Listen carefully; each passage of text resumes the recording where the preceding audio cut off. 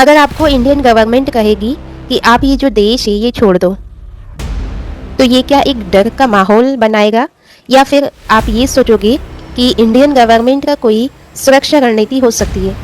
क्योंकि यहाँ पे जिस तरीके से ईरान, अमेरिका और इजराइल के बीच में जो युद्ध छिड़े हुए हैं, ये तो ख़त्म होने का नाम ही नहीं ले रही है।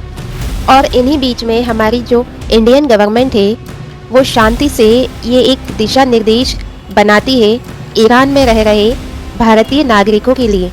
यहाँ पे हमारी इंडियन गवर्नमेंट कहती है कि ईरान में जितने भी हमारे भारतीय नागरिक वहाँ पे गए हैं वो अपने सुरक्षा को मद्देनज़र रखते हुए ईरान को जल्द ही छोड़ देना चाहिए। और इंडियन गवर्नमेंट ने ये जो फैसला लिया है ये किसी के डर से नहीं लिया है, बल्कि अमेरिकी सैन्य गतिविधियों को देखते हुए और ईरान में हो रहे और एयरबेस और ऑयल मार्गों पर जो खतरा दिखाई दे रहा है उसको देखते हुए लिया गया है। और ये यहाँ पे पहली बार नहीं है कि इंडियन गवर्नमेंट अपने भारतीय सुरक्षा के लिए ये जो कदम उठा रहे हैं, बल्कि इससे पहले भी यूक्रेन, सूडान और अफगानिस्तान में अपने भारतीय नागरिकों की सुरक्षा के लिए कई बार कदम उठाए जा चुके हैं।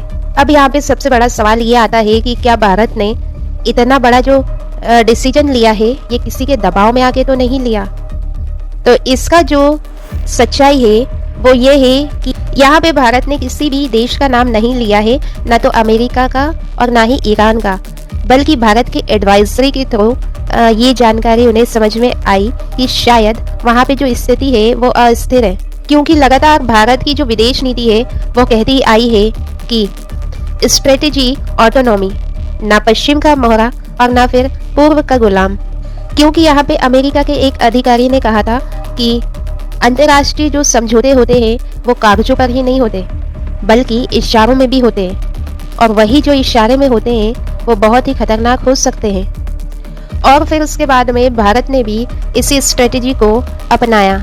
तो यहाँ पे क्या हमारी जो इंडियन गवर्नमेंट है वो डरी हुई है? तो इसका जो जवाब है वो है बिल्कुल नहीं।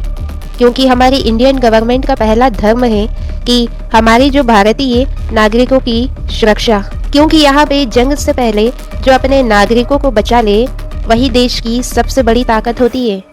आपकी इस वीडियो पे क्या राय है कमेंट में हमें जरूर बताएं, और ऐसे ही वीडियो देखने के लिए हमारे चैनल को लाइक, शेयर, सब्सक्राइब करना ना भूलें।